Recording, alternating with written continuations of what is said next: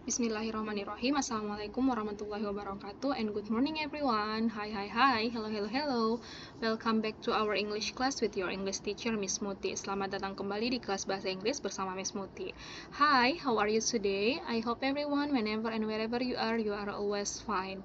Okay, before we start our class today, sebelum kita memulai pembelajaran kita hari ini, Miss ingin mengucapkan dimanapun anandaku yang soleh dan soleha belajar sekarang harus tetap semangat ya, harus tetap rajin belajar, harus tetap rajin membaca, menulis, latihan soal-soal. Nah, walaupun kita belajarnya dari rumah, karena kondisi saat ini yang tidak memungkinkan, kita harus tetap semangat. Semangatnya harus tetap sama pada saat kita belajarnya dari sekolah, oke? So, kita mulai saja ya, langsung belajar bahasa Inggrisnya. So, today we are going to talk about using have and has. Jadi, hari ini kita akan membahas tentang using have and has. Jadi, menggunakan have dan has. Jadi apa itu have dan has dan bagaimana cara menggunakannya, kita akan membahasnya setelah ini. Oke, so let's start it. Oke, jadi have dan has. Nah, bisa dilihat di sini bahwa have dan has itu merupakan kata yang berbeda. Oke, kelihatan ya. Have dan has. Satu ada 4 huruf dan satu ada 3 huruf. Jadi, ini merupakan kata yang berbeda ya. Bisa dilihat bahwa ini merupakan kata berbeda. Tapi, walaupun ini merupakan kata berbeda, kedua kata ini bermakna sama, yang berarti memiliki atau mempunyai. Jadi, have dan has bermakna memiliki atau mempunyai. Oke, jadi sekali lagi, have dan has bermakna memiliki atau mempunyai. Jadi hari ini kita akan membahas bagaimana cara menggunakan have dan has yang bermakna memiliki dan mempunyai. Oke, jadi dua kata ini memiliki merupakan bentuk kata yang berbeda, tetapi memiliki makna atau bermakna sama, yaitu mempunyai. Nah, cara membedakannya adalah dilihat dari subjeknya atau kata ganti orang tersebut. Nah, kata ganti orang, kalau dalam bahasa Inggris, subjek dalam bahasa Inggris itu ada 7 macam, yaitu I, you, they, we, she, he, it. Oke, bisa dilihat I, you, they, we, she, he, it. Nah, I untuk saya, you untuk kamu, they untuk mereka, dan we untuk kami. She untuk dia perempuan, he untuk dia laki-laki, dan it untuk benda, hewan, tumbuhan, binatang, dan lain-lain. Oke, jadi subjek I, you, they, we hanya boleh menggunakan have. Oke, subjek she, he, it hanya boleh menggunakan has. Oke, bisa dipahami? Miss ulangi sekali lagi ya. Subjek I, you, they, we hanya boleh menggunakan have. Sedangkan subjek she, he, it hanya boleh menggunakan has. Jadi have dan has di sini bermakna sama, memiliki atau mempunyai, tetapi dibedakan sesuai dengan subjek yang dipakai. Jadi kalau ingin mengucapkan saya memiliki atau saya mempunyai, kita mengucapkan I have. Sedangkan kalau ingin mengucapkan kamu memiliki atau mempunyai, kita mengucapkan you have. Sedangkan kalau kita ingin mengucapkan mereka mempunyai, they have. Kami mempunyai, we have. Jadi tidak boleh terbalik ya, I, you, they, we ketemu has, itu tidak boleh, karena I, you, they, we hanya boleh ketemu dengan have. Begitu pula untuk she, he, dan it. She, he, it hanya boleh ketemu dengan has. Oke, bisa dipahami sampai di sini? Jadi I, you, they, we tidak boleh diketemu dengan has. She, he, it tidak boleh ketemu dengan have. Oke, jadi I, you, they, we hanya boleh ketemu dengan have, dan she, he, it hanya boleh ketemu dengan has. Oke. Yang perlu anandaku yang ingat di sini, has di sini bermakna cuma satu, oke? Jadi tunggal.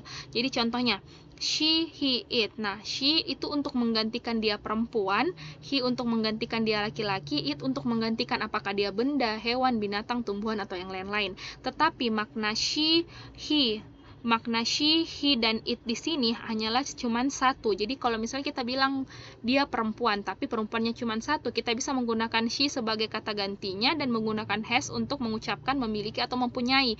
Begitu pula dengan he. Contohnya my father. My father, karena my father ayahku cuma satu, kita bisa menggunakan has. Tetapi kalau kita menyebutkan my father and my mother, nah itu kan sudah lebih daripada satu orang. Kita tidak boleh lagi menggunakan has, tapi kita menggunakan have, karena itu sudah more than one person. Oke, bisa dipahami? Jadi she, he, it itu hanya untuk tunggal, satu saja. Tetapi ketika kita bisa menggunakan Contohnya, my mother has. Memang benar, my mother has, karena my mother itu perempuan dan cuma satu, jadi kita bisa menggunakan my mother has. Tetapi kalau kita mengucapkan my mother and my father, kita tidak boleh lagi menggunakan has. Kenapa? Karena itu artinya bermakna lebih daripada satu orang. My father and my mother, more than one person. Ayahku dan ibuku, berarti dia ada dua orang. Kita tidak boleh lagi menggunakan has. Tidak boleh lagi my mother and my father has, tapi my mother and my father have. Oke? Jadi has di sini hanya untuk yang tunggal atau satu saja, singular. Berbeda dengan have. Have ini bermakna banyak di sini, kecuali dengan I. I itu bermakna tunggal, karena satu itu hanya satu orang. I, saya, cuma satu. Tetapi I harus dikecualikan. I menggunakan have, oke? Jadi you, they, we menggunakan have, she, he, it menggunakan has. Oke, bisa dipahami? Jadi have dan has di sini artinya memiliki atau mempunyai sesuatu. Nah, penggunaan have dan has di sini terletak pada pelakunya atau subjeknya yang berbeda. Jadi subjek yang berbeda itu bergantung dengan jika kita ingin menggunakan kata have dan has itu dilihat lagi dengan subjeknya. Ketika subjeknya dia I, you, they, dan we, kita menggunakan have. Sedangkan ketika subjeknya she, he, atau it, kita menggunakan kata has. Oke? Seperti itu. Jadi kalau ingin mengucapkan kamu mempunyai, berarti you have, bukan you has. Begitu pula untuk dia laki-laki, misalnya my brother has, bukan my brother have. Oke? Bisa dipahami? Jadi contohnya, kalian dapat menggunakannya untuk mengatakan bahwa kalian memiliki sebuah benda. Nah, contohnya kalian atau mereka memiliki. Mereka memiliki contohnya adalah they have, bukan they has. Oke, seperti itu. Begitu pula dengan we have, bukan we has. Oke, seperti itu. Jadi I, you, they, we hanya boleh ketemu dengan have, dan she, he, it hanya boleh ketemu dengan has. Oke, bisa dipahami? Oke, sekarang kita lihat dalam bentuk contohnya ya. Nah, ini merupakan contoh dalam bentuk kalimat seperti dilihat tadi bahwa have, memiliki atau mempunyai, yang bermakna memiliki mempunyai hanya bisa ketemu dengan subjek I, you, they, we. Bisa dilihat di sini bahwa yang pertama itu adalah I have, you have, they have. Jadi tidak ada I has atau you has atau they has. Jadi I hanya boleh ketemu dengan have, you hanya boleh ketemu dengan have, they hanya boleh ketemu dengan have. Begitu pula dengan has. Has itu yang bermakna memiliki atau mempunyai hanya boleh ketemu dengan subjek atau kata ganti she, he, atau it. She untuk dia perempuan, he untuk dia laki-laki, dan it untuk dia apakah benda atau hewan atau tumbuhan, binatang, dan lain-lain. Oke? Bisa dipahami ya bahwa she, he, it hanya boleh ketemu dengan has, I, you, they, we hanya boleh ketemu dengan have. Oke? Seperti itu. Oke, mudah kan? Oke, langsung saja kita kerja tugasnya untuk hari ini ya, tugas latihannya. Jadi, choose the correct answer. Jadi, pilihlah jawaban yang benar. Nah, so, di sini ada 10 numbers, jadi ada 10 nomor yang akan dikerjakan. Jadi, kita hanya perlu memilih apakah dia have atau has. Nah, seperti tadi Miss jelaskan bahwa have hanya boleh ketemu dengan I, you, they, we, sedangkan has hanya boleh ketemu dengan she, he, it. Oke, jadi bisa dilihat di sini ya, kita pilih have atau has. Oke, jadi tergantung lagi dengan subjek atau kata gantinya. Oke, kata gantinya dilihat dari depan sini ya, oke. Bisa dilihat apakah dia have atau has. Contohnya nomor 1, they have atau they has. Kira-kira they have atau they has.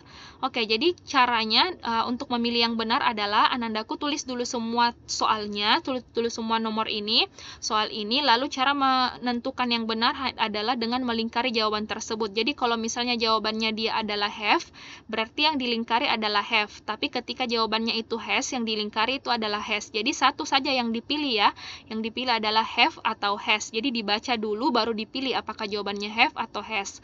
Setelah dipilih jawabannya, dilingkari jawabannya. Oke, jadi tidak boleh satu nomor dua jawabannya ya. Jadi satu nomor itu hanya satu jawabannya, apakah dia have atau has. Jadi cara menjawabnya adalah dengan melingkari jawaban tersebut. Oke, so boleh dikerjakan nomor 1 sampai nomor 10. Setelah selesai dipilih jawaban yang benar dengan cara melingkari jawaban tersebut, Anandaku bisa minta tolong ayah atau bundanya untuk difotokan jawabannya nomor 1 sampai 10, lalu dikirimkan ke nomor pribadinya Miss Muti dengan mencantumkan nama Anandaku yang soleh dan soleha siapa dan dari mana kelasnya. Oke, seperti itu ya. Jadi dikerjakan number 1 sampai number 10, dikerjakan di buku